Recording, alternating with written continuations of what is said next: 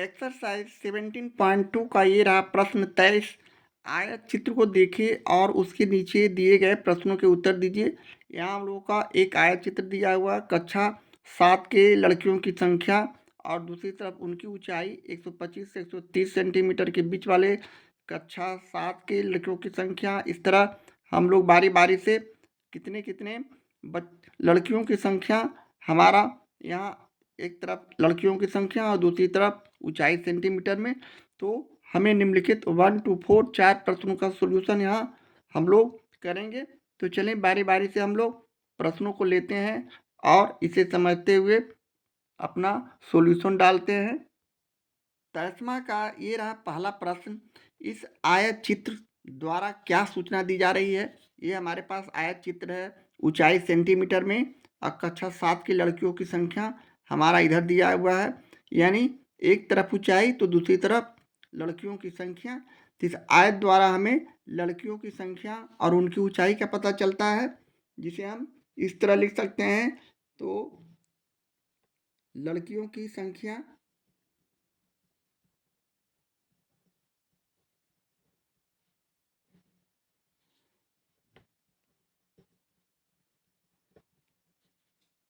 और वर्ग अंतराल जो ऊंचाई में दिया हुआ है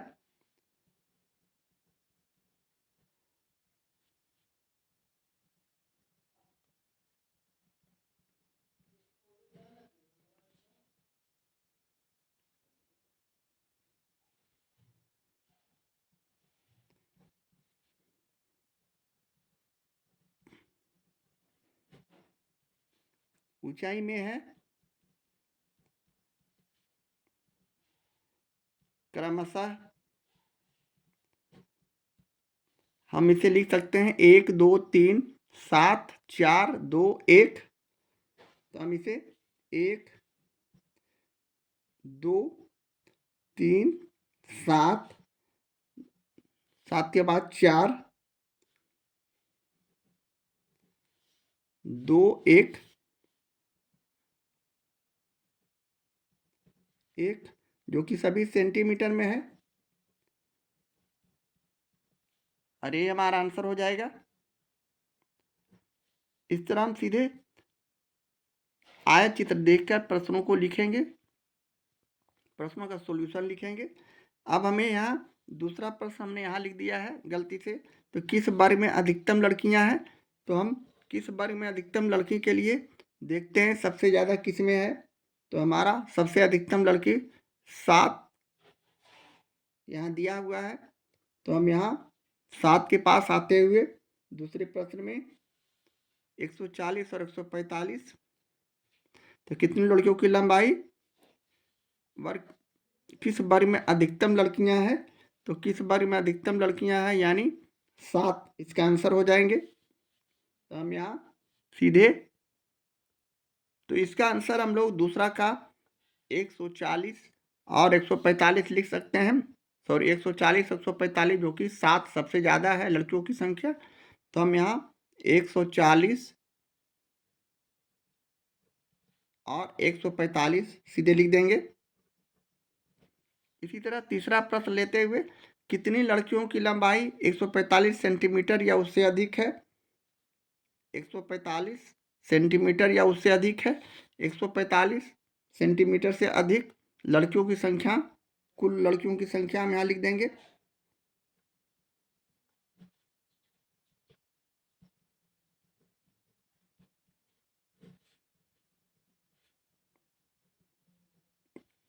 इक्वल टू, यहाँ 145 से ऊपर वाले लड़कियों की संख्या को हम काउंट करेंगे। 145 से ऊपर 4 2 1, 4 2 1 हमारे पास संख्या आ रहा है। तो हम यहाँ 4 + 2 + 1 करते हुए इसे जोड़ देंगे तो 7। 7 कैसे आया? 145 से 150 के बीच में 4 और 150 से 155 के बीच में 2, 155 से 160 के बीच में 1, और ये सभी को जोड़ देंगे तो हमारे 145 से ऊपर वाले सारे लड़कियों की संख्या आ जाएंगे, जो हमारा 7 हो गया और यही हमारा आंसर हो जाएगा। इस तरह हम तीसरे प्रश्न का सॉल्यूशन करते हैं। इसी तरह चौथा प्रश्न लेते हुए, यदि हम लड़कियों को निम्नलिखित 3 श्रेणियों में विभाजित करें तो प्रत्येक में कितनी लड़कियां होगी। यहाँ हम लोगों के पास 150 सेंटीमीटर या उससे अधिक समूह ए में रखा गया है, 140 सेंटीमीटर या उससे अधिक परंतु 150 सेंटीमीटर से कम समूह बी में रखा गया है, 140 सेंटीमीटर से कम समूह सी में रखा गया है। तो समूह ए के लिए हम लोग सबसे पहले अपने सॉल्यूशन में लिखेंगे समूह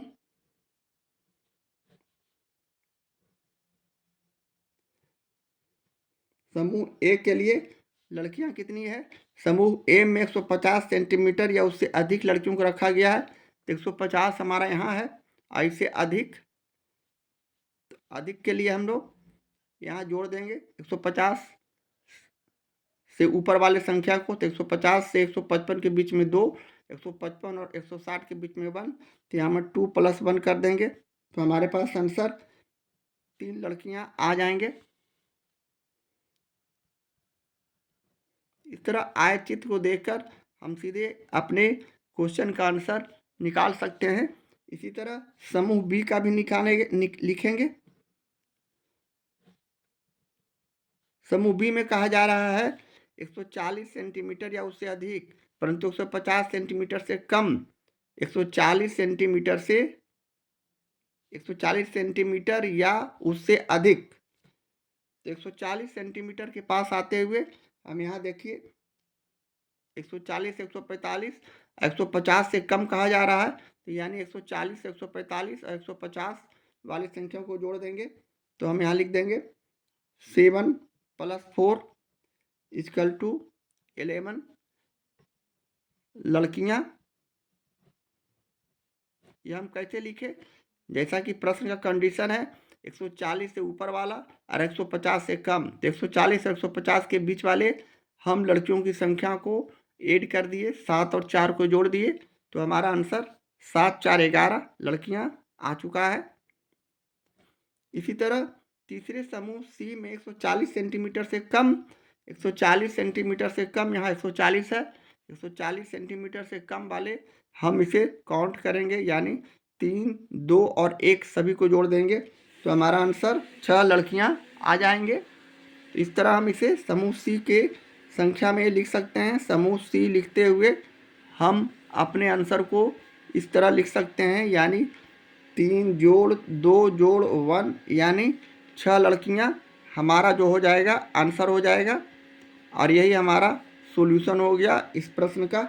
इस तरह हम प्रश्न 23 का सॉल्यूशन सीधे आयत चित्र को देख कर करते हैं। एक्सरसाइज 17.2 का ये रहा 24वां प्रश्न।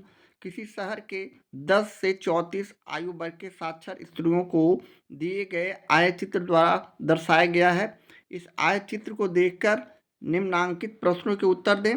जैसा कि यहाँ प्रश्न में आयु वर्ष में 10 से 15, 15 से 20, 20 से 25, 25 से 30, 30 से 35 वर्ग अंतराल लेते हुए यहाँ साक्षर स्त्रियों की संख्या दिया हुआ है 100, 200, 300, 400, 500, 600, 700, 800, 900, 1000 यानी 1000 यहाँ है। इस तरफ 10 से 15, 15 से 20 इसे आयत चित्र को देखते हुए स्त्रियों की संख्या हमें यहाँ दिया हुआ, तो हमें इन प्रश्नों का उत्तर देना है। यहाँ से हम लोग 1 to 6 6 प्रश्नों का सॉल्यूशन इस आयत चित्र को देखकर करेंगे। तो चलिए बारी बारी से प्रश्न 24 के सभी प्रश्नों को लेते हैं। पहले प्रश्न में वर्गों का आकार क्या है, तो यहाँ हम लोग अपने आयु जो वर्ष में दिया हुआ है इसका वर्ग का आकार मालूम करने के लिए 10 15 में 10 को घटा देंगे, 20 में 15 को घटा देंगे, 25 में 20 को घटा देंगे, तो हमारा जो आंसर आता है वही हमारा इसकी लंबाई अमाप या वर्गों का आकार कहलाता है। तो हम यहाँ वर्गों का आकार में लिख सकते हैं 15 - 10 = 5, और यही हमारा आंसर हो जाएगा। सबसे अधिक आयु वर्ग के साक्षर स्त्रियां कितनी हैं, प्रश्न 2 में सबसे अधिक आयु वर्ग के साक्षर स्त्रियां कितनी है, तो हमें सबसे अधिक वर्ग में जाना होगा, यानी दूसरा प्रश्न में सबसे अधिक आयु वर्ग यहाँ आयु वर्ष में दिया हुआ है, इसमें सबसे ज़्यादा किसकी है, तो यहाँ देखिए 30 से 35 आयु वर्ग के स्त्रियों की संख्या यहाँ हमें 200 दिया हुआ है, 200 के सामने यहाँ आयत चित्र बनाया गया है। इनकी आयु 30 से 35 से सबसे ज़्यादा है, यहाँ सॉरी 30 से 35 सबसे ज़्यादा है, इनकी आयु यहाँ 200 है। तो हम इसका आंसर में सीधे दूसरे प्रश्न में 200 लिख सकते हैं। इसी तरह अगला 25 से 30 आयु वर्ग के आकार की स्त्रियों की संख्या कितनी है? तो 25 से 30 हम यहाँ चलेंगे अपने डाटा के पास।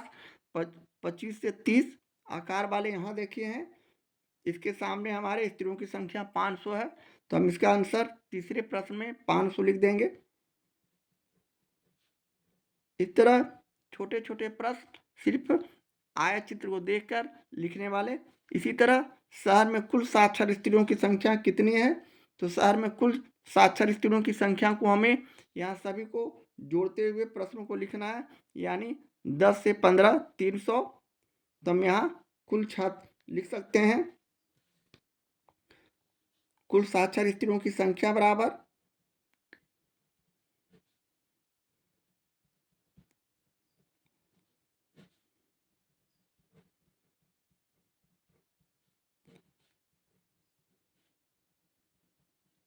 अब हम सभी को लिख देंगे, यानी 10 से 15 वाले 300, तो 300 लिखेंगे।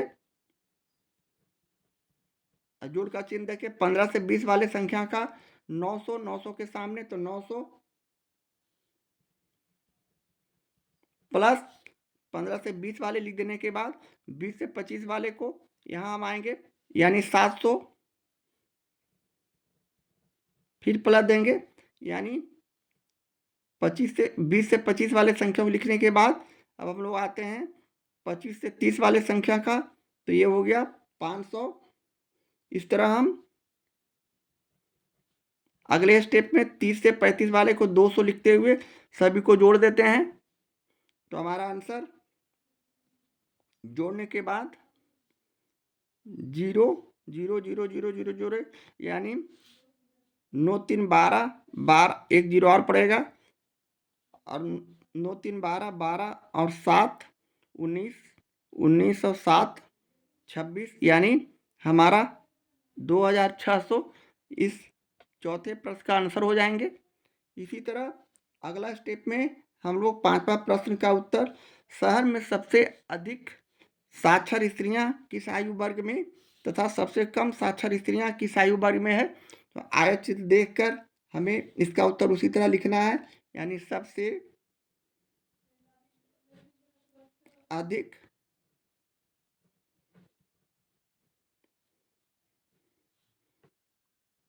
साक्षर स्त्रियां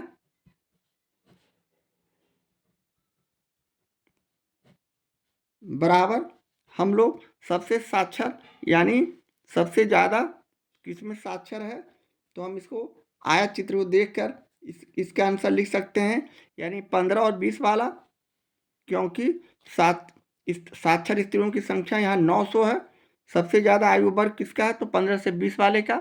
यहाँ 900 देखिए, 900 के सामने यहाँ, और यहाँ 15 से 20 वाले हमारा आयु वर्ग दिखा रहा है।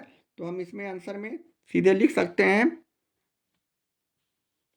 कि ये हो गया 15 से 20, जो कि 900 है, और ये हमारा आंसर हो जाएंगे। इसके विपरीत सबसे कम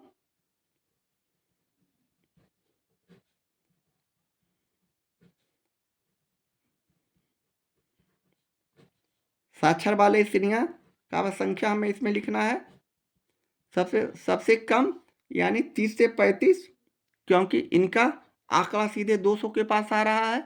तो हम यहाँ सीधे लिख देंगे 30 से 35 आयु वर्ग के जो भी स्त्रियां हैं उनकी संख्या 200 है,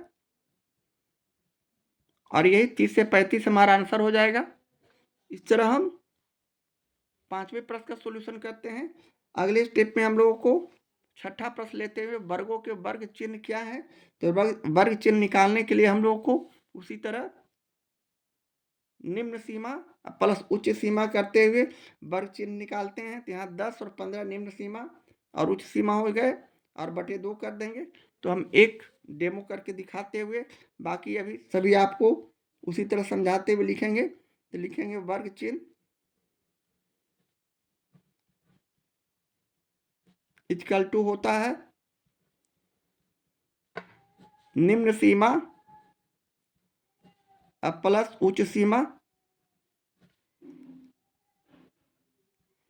और बटे 2, ये हमारे पास सूत्र है। तो यहाँ निम्न सीमा 10 हो गया, यहाँ 10 हो गया, प्लस 15 हो गया उच्च सीमा। तो हम यहाँ 10 और 15 को जोड़ देंगे, तो हमारा 10 प्लस 15 यानी और बटे 2, 15 और 10 25, यहाँ हम 25/2 करेंगे तो हमारा रिजल्ट दशमलव में 12.5 होगा। भाग देने पर दशमलव का भाग देकर इसे आप लिख सकते हैं। तो 12.5 ये हमारा वर्ग सीमा हो गया।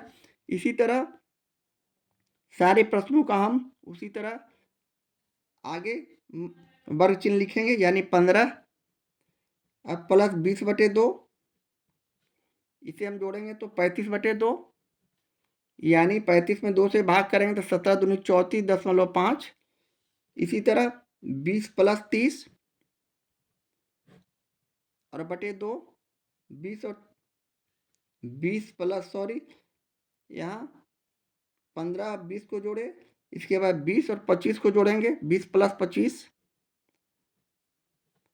यानी 25 और 20 को जोड़ दिए तो हमारा हो गया 45/2।